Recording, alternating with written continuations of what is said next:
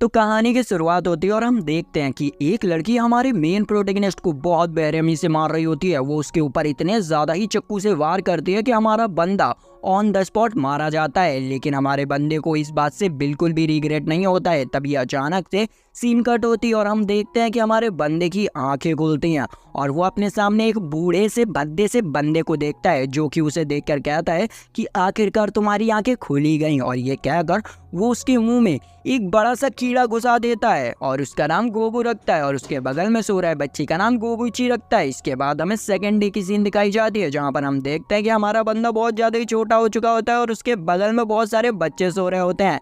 यहाँ पर हमारा बंदा अपने आप को हिलाने की कोशिश कर रहा होता है, लेकिन भैया वो इतना छोटा होता है कि वो अपनी बॉडी को कंट्रोल ही नहीं कर पा रहा होता है, जिस वजह से वो बच्चे की तरह रोने लग जाता है। इसके बाद हमें तीसरे दिन की सीन दिखाई जाती है, जहाँ पर हम देखते हैं कि हमारा बंदा जहाँ दूसरे दिन में एक छोटा सा नन्हा सा बच्चा था, आज वो डायरेक्ट भैया 15 साल का लौंडा हो चुका है। गोबू यहाँ पर बोलने की कोशिश करता है और वो बोल भी पा रहा होता है। तो वो कहता है कि भले ही मैं अब गॉब्लिन बन चुका हूँ, लेकिन ये मेरी सेकंड लाइफ है और मैं पहली लाइफ की तरह अपनी जिंदगी को बर्बाद नहीं करूंगा और इसे खुल के जीऊंगा। और ये कहकर वो बहुत ज्यादा ही जोश में आ जाता है। फिर हमें अगले दिन की सीन दिखाई जाती है, जहाँ पर गॉब्लिन चच्चू सभी बच्चों को खाने के लिए कीड़े दे रहे होते हैं और वो उनसे कहते हैं कि इस बार तो मैं तुम्हें खाना दे रहा हूँ, लेकिन अगली बार तुम्हें खुद से अपने खाने को ढूंढना होगा। और ये कहकर वो वहाँ से चले जाते हैं। यहाँ पर हमारा बंदा भी आराम से अपने खाने को एंजॉय करता है और उसके बाद वो केव से बाहर जाता है। के बाहर पहुंचने पर उसके मुंह पर बहुत तेज रोशनी पड़ती है, लेकिन भाई बाहर का जो नज़ारा होता है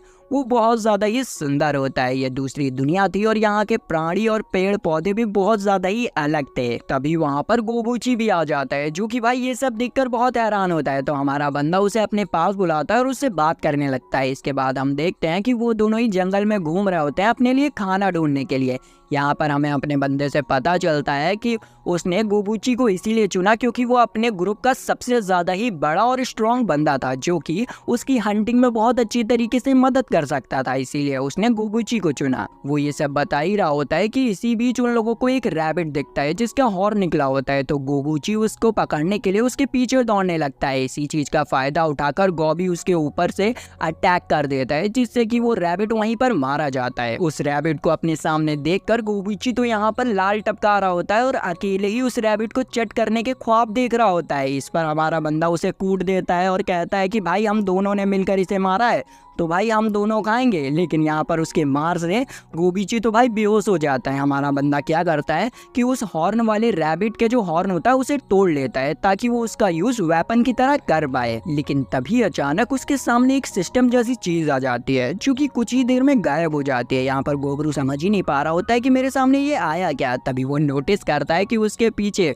गोबूची भाई अपने मुंह में पूरा सैलाब लेके रखा था। तो भाई उसकी भूख को शांत करने के लिए हमारा बंदा उसे भी अच्छा खासा मीट खिला देता है। इसके बाद हमें अगले दिन की सीन दिखाई जाती है, जहाँ पर ये लोग इसी टेक्निक का यूज करते हैं और एक और रैबिट को मार गिराते हैं। यहाँ पर गोबू उस रैबिट के हॉर्न को भी तोड़ लेता है। फिर वो दोनों मिलकर उस रैबिट के मीट को खाने लग जाते हैं। रैबिट के मीट को खाने की वजह से गोबू को एक एबिलिटी मिलती है, जिससे कि उसे पता चलता है कि उसके प्रीवियस लाइफ की एबिलिटी भी अभी भी उसके पास है। यहाँ पर हमें पता चलता है कि उसके प्रीवियस लाइफ में उसके पास एक रेयर एबिलिटी थी एब्जॉर्प्शन नाम की, जिसकी मदद से वो जिस चीज़ को खाया करता था उसकी पावर उसके पास आ जाया करती थी। उसे तो ये लगा था कि मरने के बाद उसकी ये एबिलिटी चली गई होगी, लेकिन इस लाइफ में भी उसके पास ये एबिलिटी है। इसका मतलब इस लाइफ में उसके पास चीट कोड का भी सिस्टम होगा। यहाँ पर ये जानकर वो बहुत खुश होता है।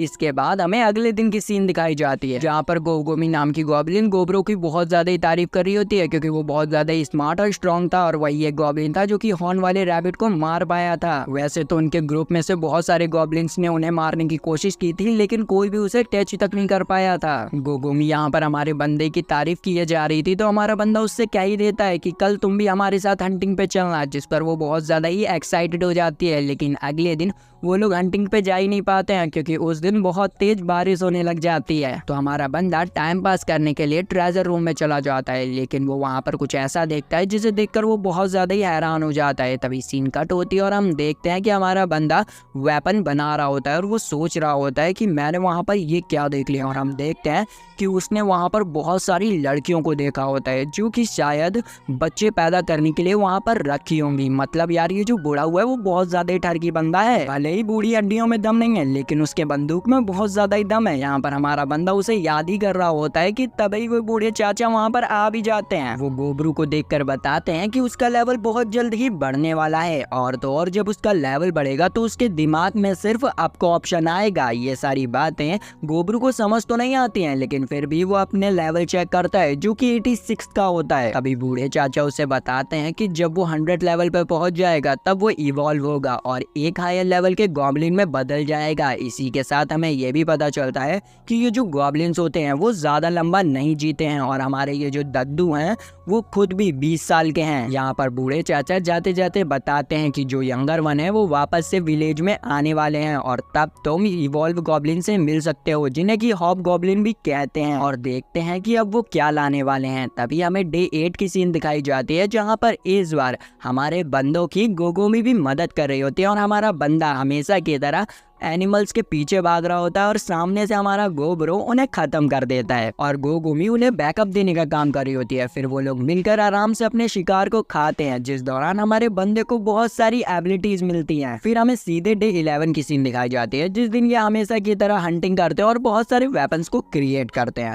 फिर हमें दिखाया जाता है डे 12 की सीन जहाँ पर हमारा बंदा आराम से सो रहा होता है लेकिन बहुत सारे गॉब्लिन्स उसे घेर लेते हैं मारने के लिए, लेकिन अपना बंदा अपनी एबिलिटीज के यूज कर उनसे बच जाता है और फिर उन लोगों को बहुत गंदी तरीके से मारता है। इतनी गंदी तरीके से मारता है कि उनमें से एक बंदा तो भैया स्वर्ग सुधार जाता है। तभी वहां पर गोगो में भी पहुंच जाती है और उसे पता चल जाता है कि इन लोगों ने गोबरू के साथ क्या करने की कोशिश की है, तो भाई वो उन तीनों को और मारती है। फिर हमें डे 13 का सीन दिखाया जाता है जहां पर ये तीनों ही अपनी टीम वर्क की मदद से एक बहुत बड़े मॉन्स्टर के ऊपर अटैक कर देते हैं, और भाई हमारा जो गोब्रो होता है वो उस मॉन्स्टर को बहुत ब्रूटलिटी मारता है। वो इतनी बेरहमी से उसे मारता है कि ये दोनों भी देखकर बहुत ज्यादा ही हैरान रह जाते हैं। फिर वो लोग उस मॉन्स्टर को आराम से खाते हैं। अब उन लोगों ने एक बहुत बड़ा शिकार किया था इसलिए उनके पास बहुत ज्यादा ही खाना बच गया था, तो वो सारा खाना लेकर वापस से विलेज में आ जाते हैं बाकी गॉब्लिन्स को देने के लिए। गोब्रो यहाँ पर उन्हें खाता हुआ देखकर सोच रहा होता है कि मैंने कभी सोचा नहीं था कि मैं इन कमजोरों की मदद करूंगा। इसके बाद हमें कुछ देर बाद की सीन दिखाई जाती है जहाँ पर हमारा बंदा आराम से सो रहा होता है।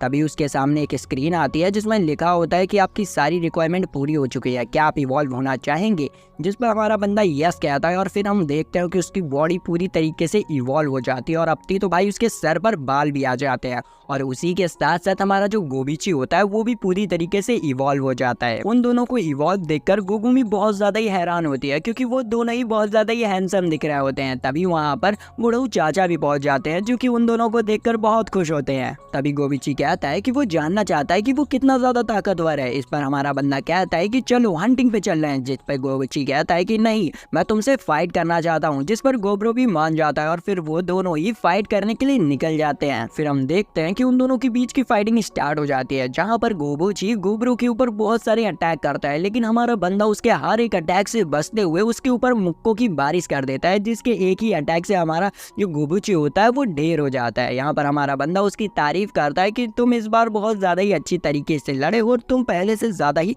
ताकतवर हो गए हो। लेकिन तभी हमारे बंदे को कुछ अजीब सी आवाज सुनाई देती है और हम देखते हैं कि एक भेड़ियों का झुंड कुछ जानवरों के ऊपर अटैक कर रहा होता है। तो हमारा बंदे मिलकर उनके ऊपर अटैक करने का डिसाइड करते हैं। वो इस बार टीम वर्क का यूज करते हैं और इन भेड़ियों के ऊपर सीधा अटैक कर देते हैं। वो सबसे पहले उन भेड़ियों की लीडर को मार देते हैं और उसके मरते ही यहाँ पर धीरे धीरे करके सारे भेड़िए मरने लग जाते हैं। सबको खत्म करने के बाद गोब्रो वुल्फ के लीडर की बॉडी को खा जाता है, जिससे कि उसे बहुत सारी एबिलिटीज मिलती हैं। जिसके बाद वो बचे कुछ भेड़ियों को लेकर वापस से अपने विलेज में आ जाता है और सबसे कहता है कि अब से वो उन सभी को हंटिंग करना और वेपन को बनाना सिखाएगा, जिसे सुनकर वो बहुत खुश हो जाते हैं और उसके सामने अपना सर झुका लेते हैं। ये देखकर हमारा बंदा मन ही मन बहुत खुश होता है और कहता है कि आखिरकार अब ये सब मेरे अंडर काम करेंगे। इसके बाद हम अगले दिन की सीन देखते हैं जहाँ पर सभी गॉब्लिन्स ट्रेनिंग कर रहे होते हैं और हमारा बंदा उन सभी को इंस्ट्रक्ट करने के बाद वापस से केव में जाता है। वो जैसे ही केव में पहुंचता है तो वो देखता है कि गगामी भी इवॉल्व हो चुकी है और वो बहुत ज्यादा ही सुंदर दिख रही है। और इसी के साथ